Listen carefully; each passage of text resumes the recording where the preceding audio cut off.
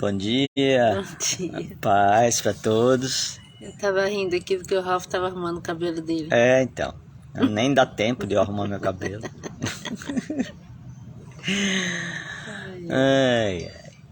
Tem que se divertir, que é isso que a gente tem. A gente tem que ter alegria na nossa vida, porque a vida de todo mundo é difícil, né? Mas o Pai nos dá esse presente, né? Que eu sempre falo.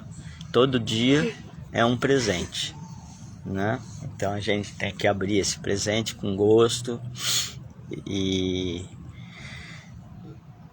assim, vamos agradecer tudo, né? Tem gente que pode falar, pô, eu já ganhei presente que eu não gostei. Você não pode falar pra pessoa, poxa, não gostei do seu presente e tal. Mas você precisa avaliar, quando chega um presente desse, qual o sentimento da pessoa em escolher aquilo que era para te dar. Então, quando o Pai às vezes nos dá alguma coisa que a gente não gosta, num dia meio difícil, você não pode ficar sendo rabugento, ranzinza, resmungando, e tem que parar, olhar para o espelho e falar o que eu fiz para receber isto de quem é próximo, de quem gosta de mim, né? O que eu tenho que aprender com isso, né? Ou às vezes você também não fez nada, assim, mas ou é uma prova. Ele tá te usando de alguma forma. Sim. Igual na história de Jó. Como a gente releu ontem, né, o final dela e tal, e tem sempre muito isso. Então, às vezes aparecem umas coisas para falar e eu fico meio pensando se é para falar ou não, mas aí o meu coração acalma, e aí quando acalma é que o Pai falou, não, é para falar mesmo, né? Então é para todo mundo, inclusive para mim. E a palavra que ele nos deu hoje tá lá no livro de Jeremias, capítulo 38. Fala assim: Cefatias, filho de Matã, Gedalias, filho de Pazur, Jucal, filho de Selemias, e Pazur, filho de Malquias, ouviram tudo que Jeremias estava dizendo a todo o povo. Então Jeremias era um profeta, né?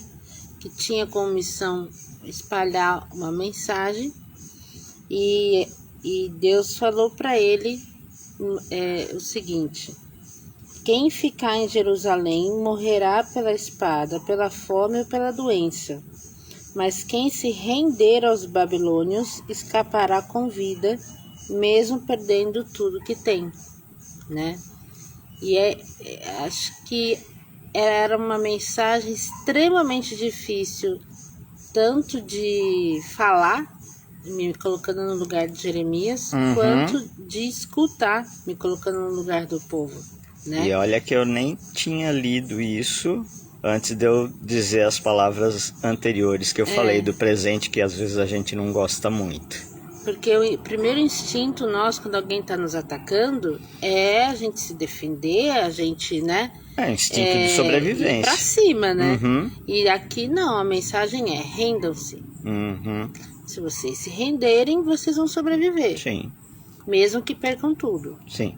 Mas se vocês resistirem, vocês vão morrer. Né? Assim diz o Senhor: sem a menor sombra de dúvida, Jerusalém será conquistada pelo exército do rei da Babilônia. Nabucodonosor tomará posse dessa cidade, né? Então os 4 oficiais procuraram o rei e disseram: este homem deve morrer.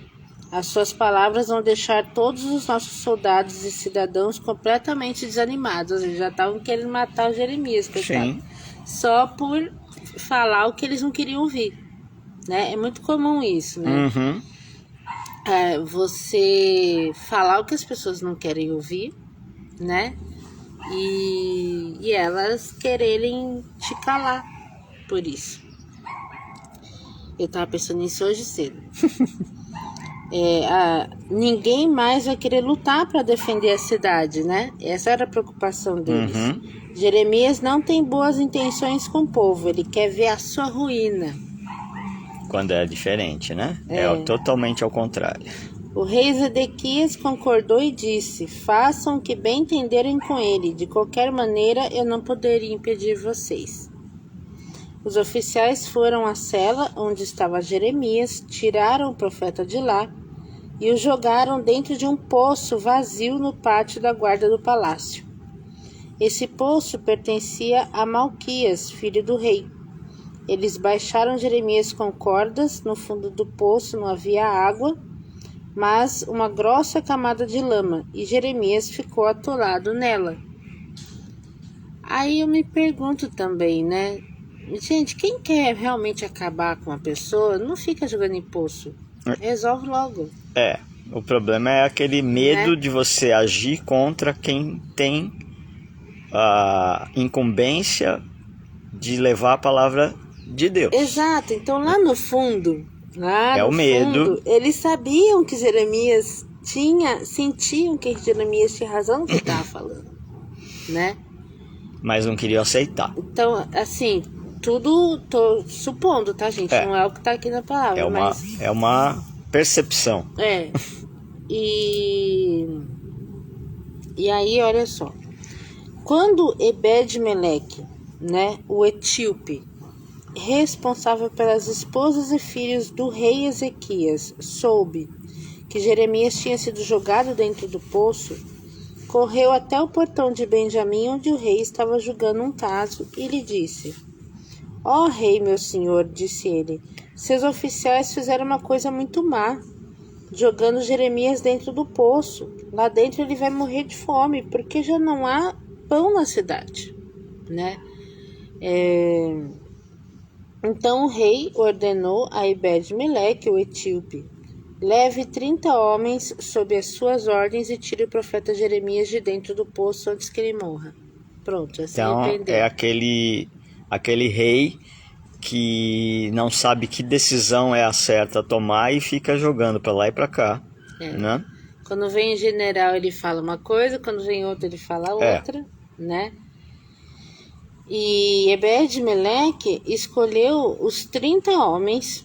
Chegando ao palácio, foi a um quarto onde se jogava trapos e coisas velhas, pegou uns pedaços de pano. Olha, no palácio naquela época também tinha essas coisas. É lógico, eles tinham que costurar as roupas. Pegou uns pedaços de pano e por meio de cordas, o quarto da bagunça. Fez igual a Rapunzel, né? Jogou as tranças. Pegou as cordas, desceu a Jeremias no fundo do poço. Então Ebed-Meleque, o etíope, gritou para Jeremias: coloque esses trapos debaixo dos braços para servirem de almofada. Assim as cordas não cortarão suas axilas, né?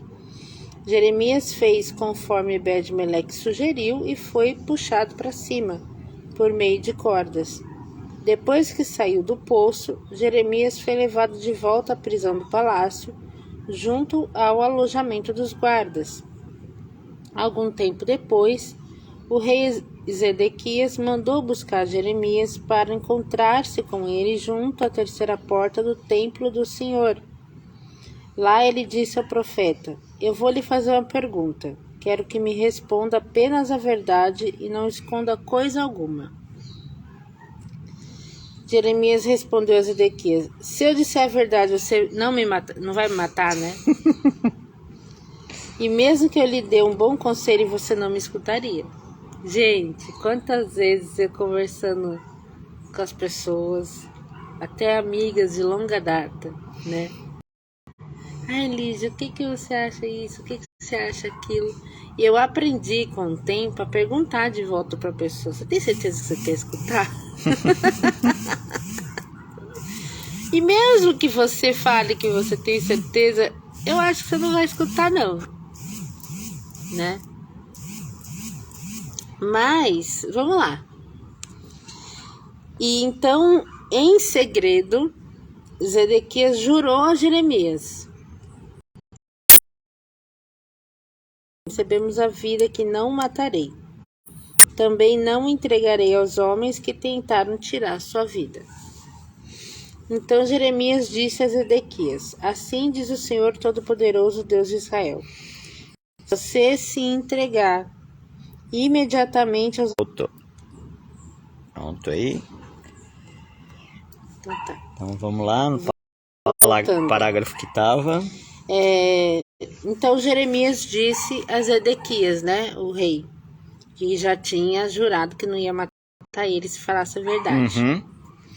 Assim diz o Senhor Todo-Poderoso, o Deus de Israel: se você se entregar imediatamente aos oficiais do rei da Babilônia, salvará a sua vida. Salvará Jerusalém da destruição e poderá viver com sua família, e essa cidade não será incendiada. Mas se você não se render imediatamente, essa cidade será entregue nas mãos dos babilônios. Eles a incendiarão e você não conseguirá escapar dos soldados de Nabucodonosor. Tenho medo de me render, disse o rei a Jeremias. Ser entregue aos judeus que passaram para o lado dos babilônios e eles me maltratarem. E Jeremias respondeu: basta você obedecer a essas ordens do Senhor e nada de mal acontecerá. Eu entendo esse medo de se render. É difícil. Você não será entregue aos inimigos e escapará com vida. Mas se você teimar e não se render, é essa a profecia que o Senhor me autoriza a dar. Todas as suas mulheres serão entregues aos oficiais do rei da Babilônia. Elas lhe dirão: belos amigos você arranjou esses egípcios. Quando a situação ficou ruim, eles nos abandonaram a nossa própria sorte. Todas as mulheres e todos os seus filhos serão levados como escravos para a Babilônia. Você não conseguirá escapar. Será preso pelo rei da Babilônia, e essa cidade de Jerusalém será destruída a fogo. Quando terminou a conversa, Zedequias disse a Jeremias: não conte uma palavra dessa conversa a pessoa alguma. Ali já estava, né, claro que ele não ia seguir a palavra. Ele já tinha escolhido. Aí ele escolhe aquela... Como é que fala? Que eles estão falando atualmente. Coloque os seus planos de governo em segredos de 100 anos. Ah, sim. Quando terminou a conversa, Zedequias disse a Jeremias: né, não conte uma só palavra. Se alguém souber que estivermos conversando, você morrerá. Porque a galera tá doida para matar Jeremias, né? Se algum oficial vier perguntar sobre o que conversamos e ameaçar tirar a sua vida se você não contar, diga que você apenas me pediu para não ser levado de volta à prisão da casa de Jonatas, porque você tem medo de morrer ali. De fato, pouco tempo depois, os oficiais da cidade vieram interrogar Jeremias sobre a conversa entre ele e o rei. Ele disse exatamente o que Zedequias tinha mandado, e os oficiais partiram sem descobrir nada, deixando Jeremias em paz. E Jeremias continuou preso no pátio do palácio até o dia em que Jerusalém foi conquistada pelos exércitos da Babilônia. Então é aquela coisa, né? Aprender a escutar a palavra do Pai e obedecer, mesmo que não seja exatamente aquilo que você tinha planejado ou que você gostaria de fazer, porque às vezes a sua vida, o futuro dela e tudo mais que envolve, tudo que você tinha de planos depende daquilo. Obediência, né? Sim. Então eu comecei falando um negócio de presente, aí Deus tocou no meu coração para falar de um presente que não é tão gostoso de receber, e a palavra veio certinha, direto, no foco, como ele sempre faz, é reto, né? Para a gente pensar nesse dia 1º de fevereiro, onde a gente já tem tantos sinais de muitas coisas que devem acontecer e muita gente que ainda está dormindo pensando em festas. É que esse, como eu posso dizer, ato de rendição para cada um é diferente. Então, e geralmente tem a ver com o nosso calcanhar, sabe? Aquilo que calcanhar, aperta, aquele que eu que quebrei. aperta mais. Isso, aquele que eu quebrei. Então, para algumas pessoas, a maior dificuldade daquela pessoa, por exemplo, é, sei lá, ter disciplina, vamos supor, né? Eu sempre coloco o meu. A minha maior dificuldade é parar de trabalhar. E eu fui obrigado a parar. Então, e aí, é difícil para eu ter disciplina, então eu tenho que me render, né? Eu preciso realmente me dedicar a criar uma rotina. E ponto, acabou. Essa é minha forma de ser obediente nessa minha deficiência. Como o Ralph falou, ele é o contrário, né? Ele tem disciplina demais, ele é um fazedor voraz, ele não para por nada, né? E aí, às vezes, quando a pessoa não obedece, porque o pai fala desacelera um pouco, aí o pai faz parar, né? Faz obedecer. Quando você se rende, quando você entrega o controle, né? E então, para cada pessoa é diferente essa rendição, entendeu? Eu não tenho tanto essa coisa da entrega não pode parar fisicamente. Minha questão é mental, né? Eu não consigo parar de trabalhar na cabeça. A gente deita, ela fica até de madrugada com o olho assim, abertão. Então, para mim o recado foi esse: para, se rende, senão você não vai se salvar, entendeu? Não vai acontecer o que precisa acontecer para você. E então tá, né? E aí cada um vai, sabe exatamente, né? Aquilo que tá passando da linha, entendeu? Que você não consegue desligar. E que você precisa se render, se entregar para que coisas maiores e melhores aconteçam, porque Deus só tem o melhor pra gente, só o melhor, tá? E muitas vezes isso não chega por teimosia nossa. Ou por a gente colocar prioridades em outras coisas que não fazem sentido, que são simplesmente consequências daquilo que você, quando coloca a prioridade no seu devido lugar, que é voltar a sua vida para Deus, todo o resto é consequência. Tudo que realmente faz parte do plano dele para nós, para você, para cada indivíduo, ele vai suprir, ele vai trazer, ele não vai deixar faltar. E é isso que eu acredito, né?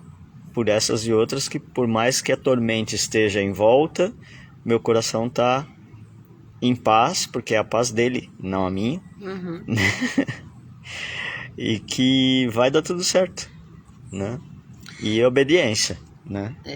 E outra coisa que é importante, que eu creio que Jeremias sentia, né, quando ele tinha que cumprir aquela função, né, aquela missão dele, porque ele largou tudo na vida para fazer isso. Ele vai viver às custas de Deus, entendeu? Assim como está na palavra. Se ele não desampara um passarinho, uma árvore e tal, e ainda que caia num poço, vai ter alguém para salvar. Sim. Tá? Não foi só um poço não que ele caiu. Foram várias. Depois dá uma lida na vida de Jeremias ali. E muitas vezes a nossa cabeça, né, fica nos cobrando o tempo inteiro.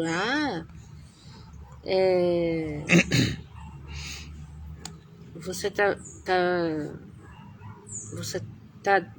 tipo, quando você coloca a sua vida dependendo de Deus, a nossa cabeça, a nossa carne fala, não, está dependendo dos outros, Você entendeu? está negligenciando aquilo que precisa ser feito. E essa é a guerra interna, Uhum. tá? E graças a Deus nós temos a palavra, graças a Deus ainda vivemos num país que nós podemos ter uma Bíblia dentro de casa Uhum. e poder acessar. Em muitos lugares do mundo isso é proibido, né? Em algumas conversas, inclusive por aqui já é taxado de coisa obsoleta ou que a gente bitolado e tal, né? Quando você prega alguma coisa que é boa para o todo, a gente é travado. Agora, quando você é obrigado a engolir algumas ideias moderninhas, porque não faz parte da nossa criação, cultura, ou principalmente o que está escrito, aí isso está errado, né? Então... Mas que bom que temos. Uhum. Obrigado por quem está aí acompanhando, né?